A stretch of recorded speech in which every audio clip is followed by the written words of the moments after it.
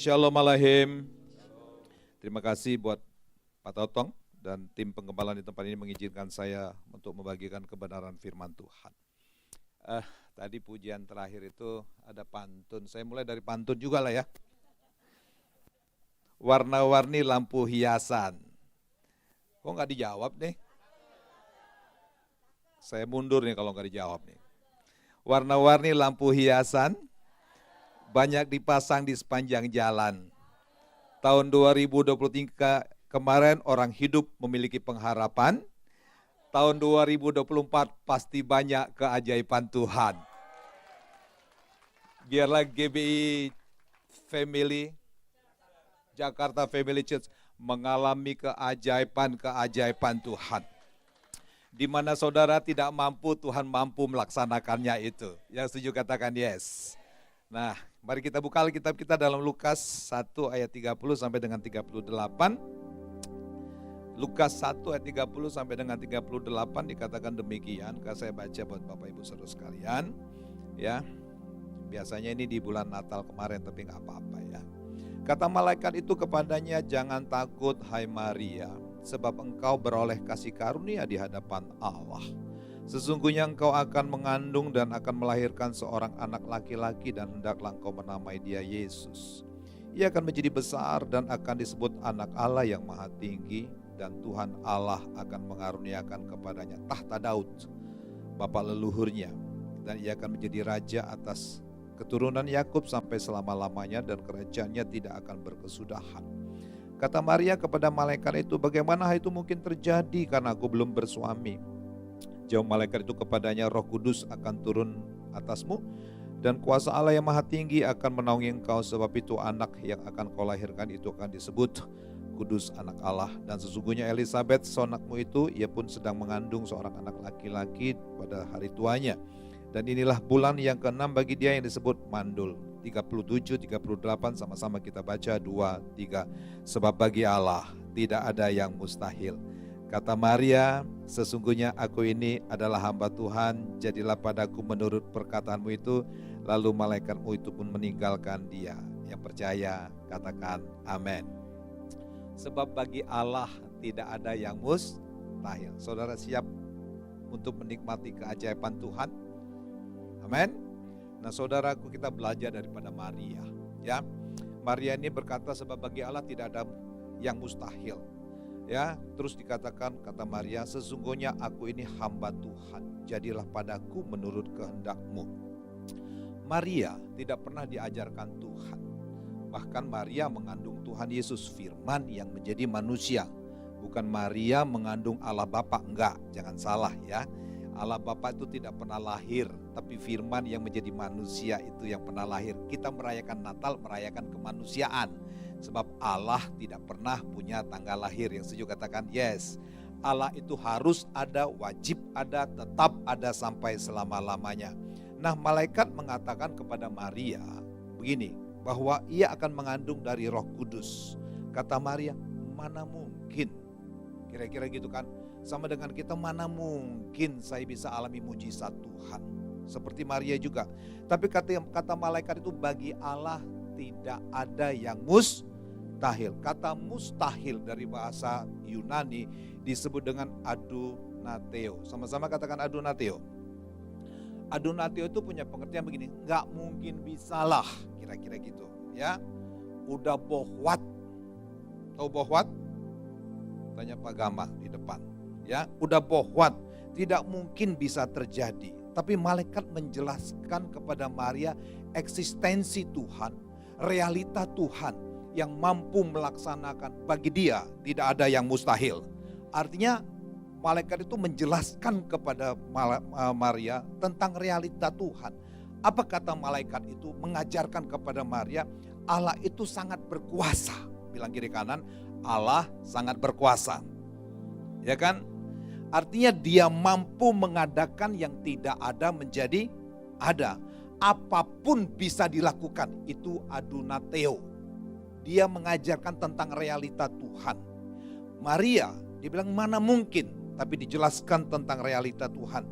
Dan kemudian Tuhan juga, malaikat menjelaskan Allah itu adalah Alfa dan Omega. Kalau ada gamma, ada alfa, ada beta, hebat papanya. Ya kan? Dia menjelaskan Allah itu alfa dan omega. Dia sudah ada, wajib ada. Bahkan dia sudah ada di omega kita masing-masing, pribadi lepas pribadi. Katakan yes, ya kan? Dia yang memulai, dia yang mampu menyelesaikan. Dan walaupun dalam pemikiran manusia tidak mungkin bisa terjadi, tapi bagi Allah dia penerobos yang hebat. Yang setuju katakan yes. Ya kan? Ini yang membuat Maria paham tentang realita Tuhan. Ingat, Maria tidak diajarkan Tuhan. Dia sedang mengandung firman yang menjadi manusia tersebut. Dia belajar dari malaikat yang luar biasa menjelaskan tentang realita Tuhan kepada Maria. Lalu apa kata Maria? Ayat 38 dikatakan, kata Maria, sesungguhnya aku ini hamba Tuhan. Ya, hamba Tuhan di sini bukan apa namanya? Bahasa aslinya dule. Dule itu artinya hamba perempuan. Ya, aku ini hamba perempuan. Jadi dia mau menjelaskan statementnya kepada malaikat, saya adalah budak perempuan yang dengan sadar, kata Maria, mau mengikat diri pada kehendak Tuhan. Untuk saudara mengalami keajaiban Tuhan, saudara harus sadar diri dan mengikat diri dengan janji Tuhan bahwa saudara mau berkomitmen dengan keputusan Tuhan. Amin. Tanpa saudara lakukan bagian sadar, gak mungkin bisa terjadi. Tapi Maria bertekad untuk melaksanakan. Dia berkata, saya ini dule, saya ini hamba perempuan yang sadar diri, mengikat diri dengan keputusan dan kehendak Tuhan yang jadi dalam kehidupan saya. Ya, dan akhirnya yang terjadi dari Maria yang mengikat diri dengan Tuhan, lahirlah Yesus Kristus, Tuhan yang hebat dan luar biasa. Tepuk tangan untuk Tuhan Yesus Kristus. Siapa yang mau melahirkan pekerjaan-pekerjaan Tuhan di tahun 2024 dengan luar biasa? Angkat tangan. Bagi Tuhan tidak ada yang mustahil. Nah, kita harus seperti Maria, berani menyerahkan diri, berani siap diproses, berani siap menerima fakta yang tak nyaman dalam kehidupannya. Pada zaman itu orang hamil di luar nikah, apa yang terjadi Bapak Ibu? Hukumannya dua yang sah. Satu, kalau masyarakat lokal tahu, itu perempuan wajib dirajam, dilempar mati. Itu hukum yang sah. Hukum yang kedua yang sah, papanya ikat anaknya yang hamil di luar nikah, ikat tangan, ikat kaki, masukkan ke dalam, bahasa Bangka, perigi. Tahu perigi enggak? Ke dalam sumur. Itu hukum yang sah. Nah, waktu Maria berkata, jadilah padaku menurut kehendakmu, dia tahu realita Tuhan dalam dirinya. Ikut Tuhan, sangkal diri, pikul salib. Walaupun berat beban kehidupan, saya mau terima.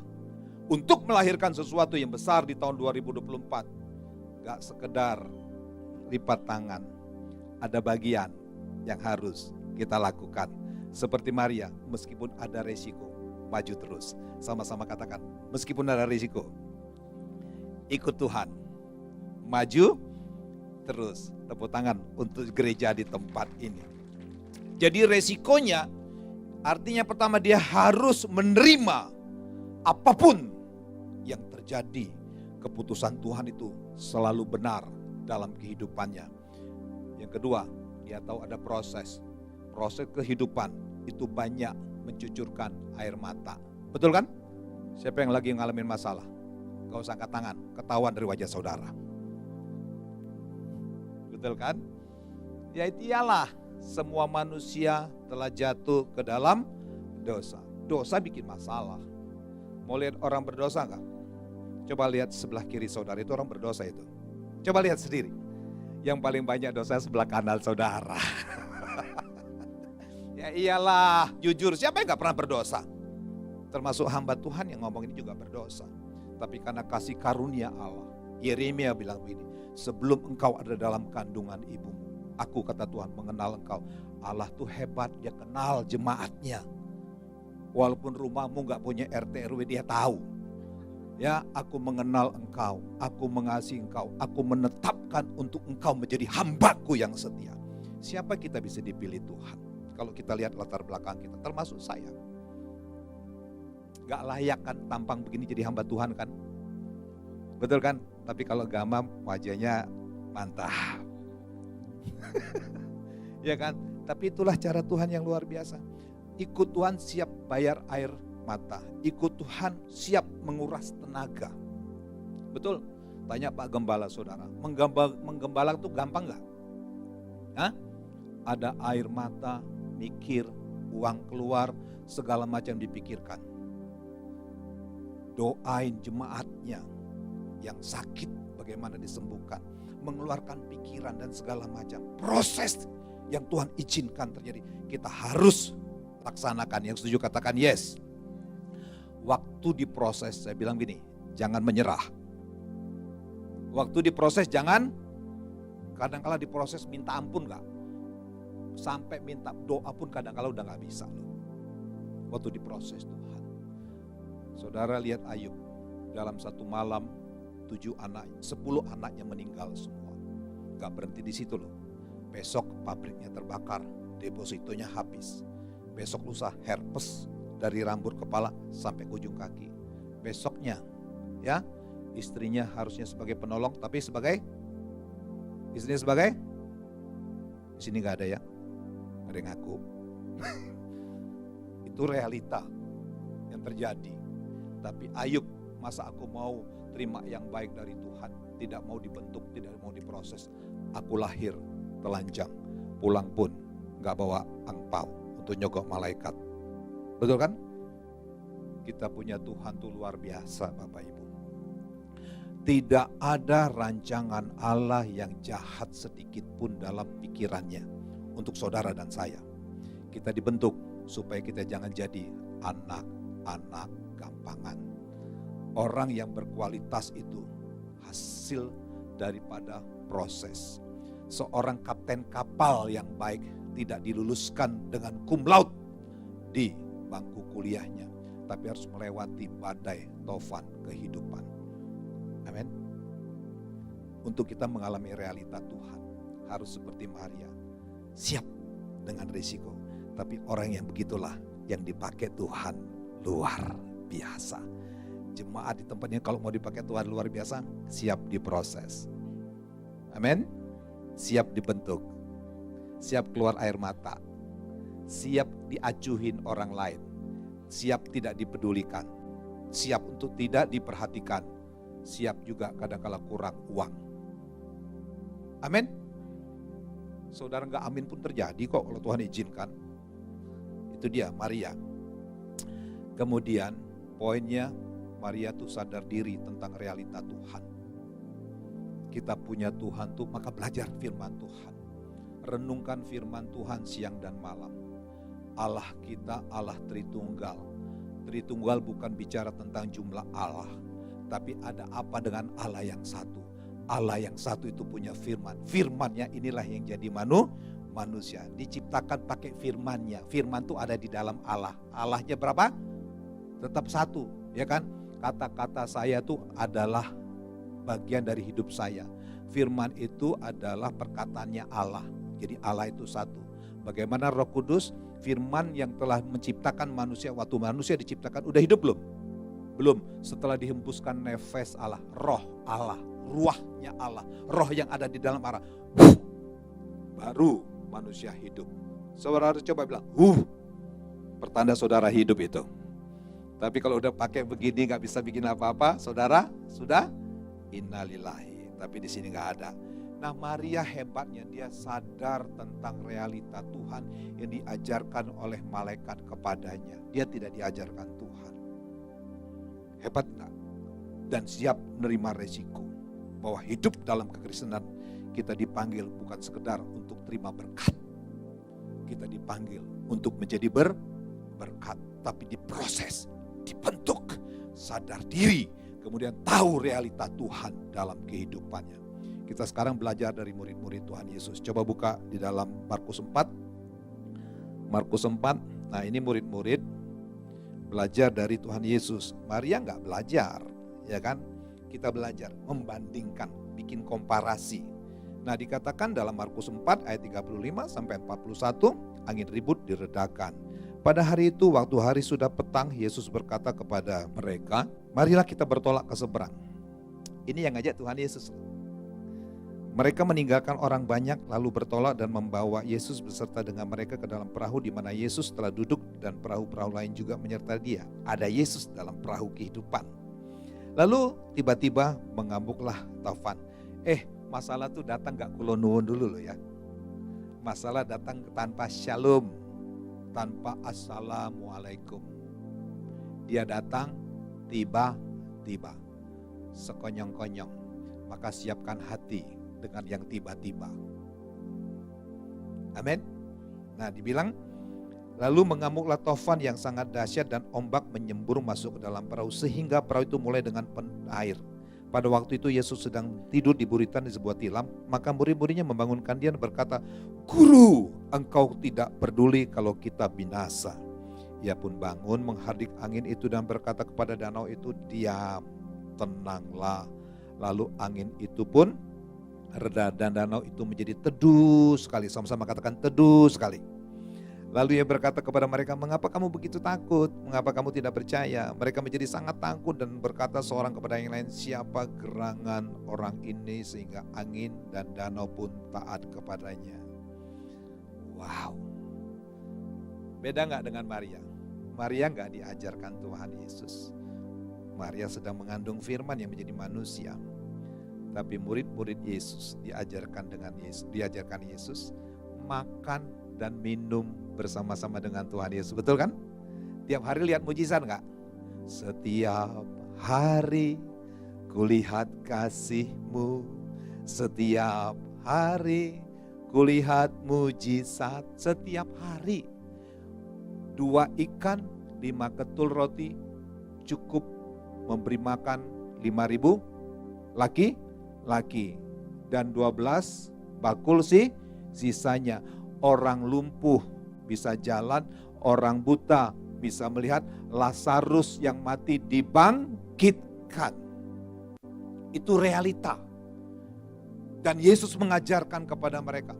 Tapi ketika Yesus ajak mereka masuk ke dalam perahu, masuk ke tahun 2024. Kita pikir kalau sudah ada Yesus, aman.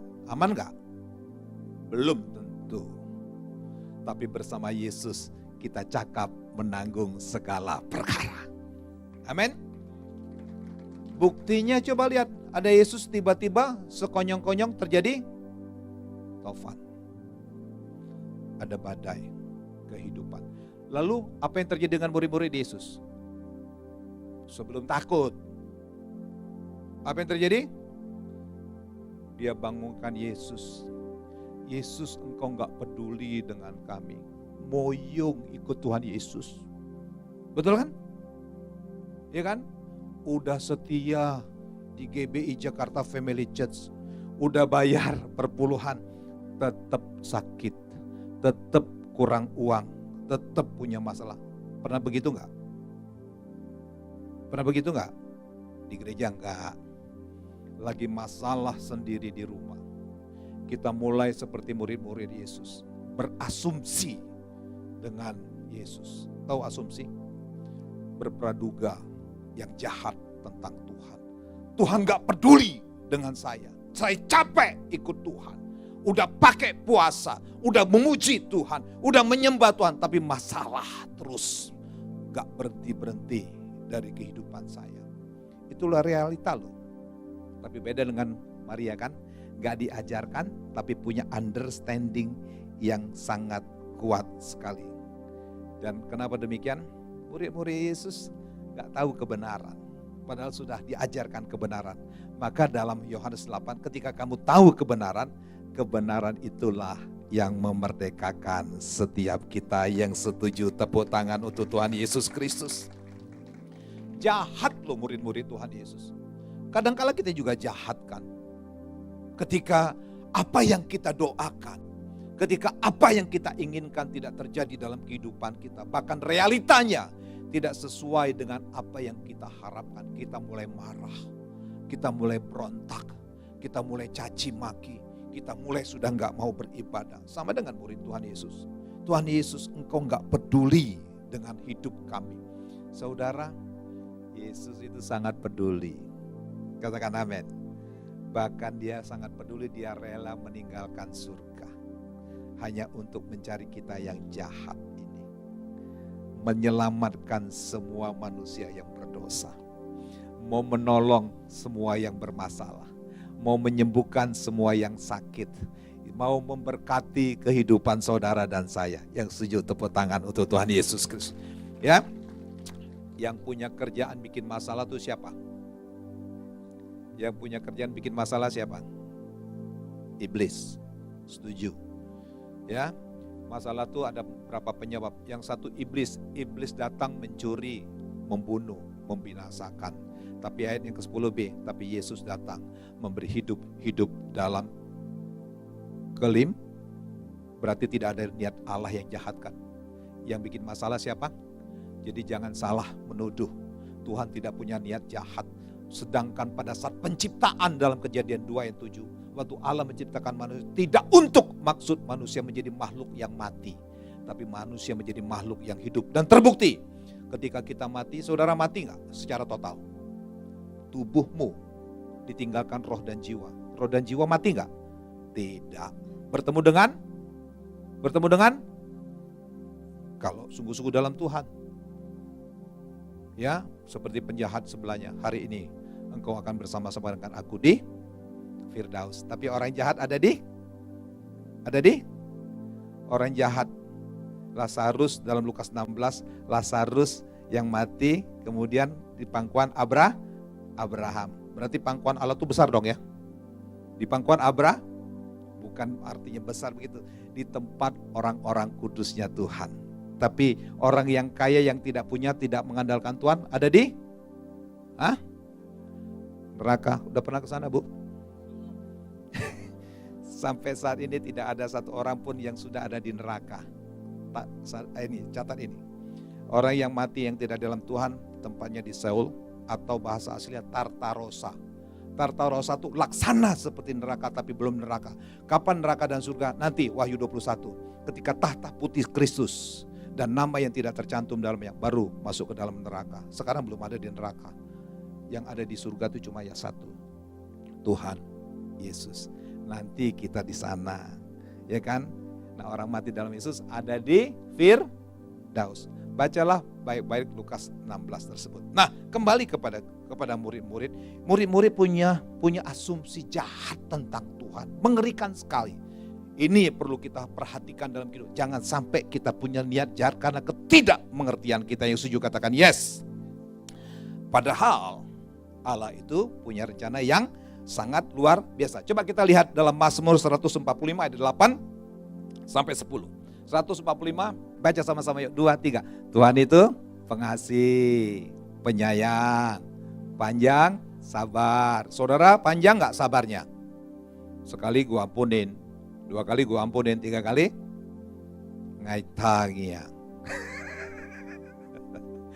Tuhan itu pengasih, penyayang, panjang sabar dan besar kasih setia. Wow, kita punya Tuhan itu luar biasa. Ayat 9. Tuhan itu jadi tidak ada yang jahat loh ya. Tuhan itu baik kepada semua orang. Fangin tongin sama aja. Fangin tongin jit jok. Tuhan itu baik kepada semua orang dan penuh rahmat terhadap segala yang dijadikannya. Ayat yang ke-10 tuh. Yuk, sama-sama kita bangkit berdiri. Kita bangkit berdiri sama-sama. 2, 3. Segala yang kau jadikan itu akan bersyukur kepadamu ya Tuhan. Dan orang-orang yang kau kasih. Nah, kita tuh harus mengasihi Tuhan sebagai orang-orang yang dikasih. Yang setuju tepuk tangan untuk Tuhan Yesus Kristus.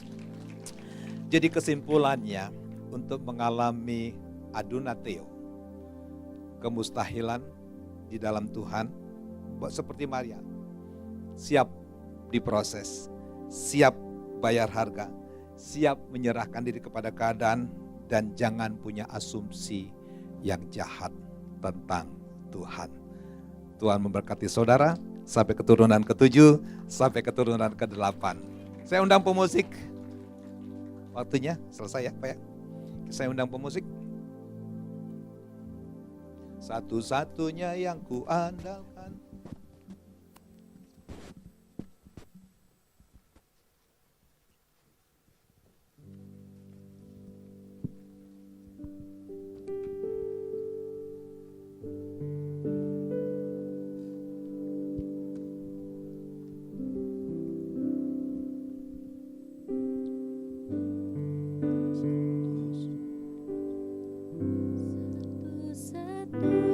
Yang ku andalkan, satu-satunya yang ku percaya, Engkau sumber kekuatan, sumber pengharapan, sumber kedamaian. Satu-satunya yang ku andalkan, satu-satunya yang ku percaya, Engkau Tuhan memberkati, Tuhan penyembuhku, Tuhan pemulihku. Engkau Tuhan yang setia. Engkau Tuhan yang setia, waktumu selalu yang terbaik. Engkau Tuhan sandaranku, dan ku hanya kan berharap padamu. Satu-satunya yang ku andalkan, satu-satunya yang ku percaya, Engkau sumber kekuatan, sumber kemenangan, sumber kedamaian. Satu-satunya yang ku andalkan, satu-satunya yang ku percaya,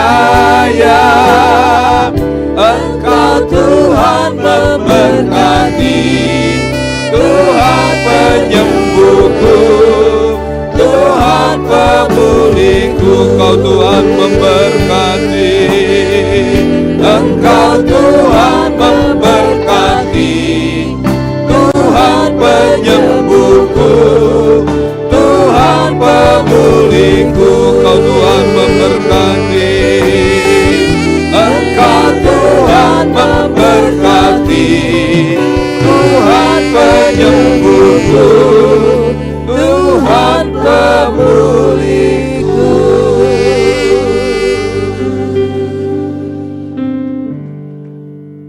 Rancanganmu tidak pernah salah dalam setiap kehidupan kami.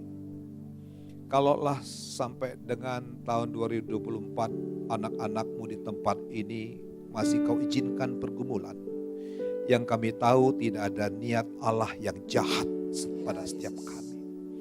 Yang kami tahu rancangan Tuhan adalah rancangan damai sejahtera hari esok yang penuh dengan pengharapan. Proses yang Tuhan izinkan supaya kami membangun iman percaya kami, supaya kami lebih sungguh-sungguh, supaya kami lebih setia untuk melihat kemuliaan Tuhan yang hebat akan terjadi di tahun 2024 ini. Kami menyelesaikan 2023 kemarin, itu pun karena rahmat Tuhan, itu pun karena kasih karunia Tuhan. Kami bisa berdiri, kami bisa bernafas, kami bisa menikmati kehidupan semata-mata perbuatan baik Tuhan. Sebab itu kami bersyukur ya Bapa. Lanjutkanlah kehendak-Mu dalam kehidupan kami seperti Maria. Jadilah seperti apa yang malaikat katakan, seturut apa yang Allah kehendaki, supaya kami terus menjadi berkenan. Kami mau belajar, tidak mau seperti murid-murid Tuhan Yesus berasumsi tentang yang salah tentang Tuhan. Tapi kami siap diproses, siap dibentuk untuk melahirkan sesuatu yang besar.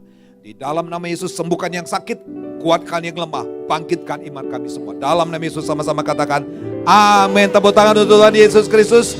Silakan duduk Bapak Ibu Saudara sekalian. Saya tutup satu pantun lagi, boleh gak? Boleh. Atau dua pantun? Ada teman baru menunggu di pasar baru. Cakep. Selamat hari Minggu dan selamat tahun baru.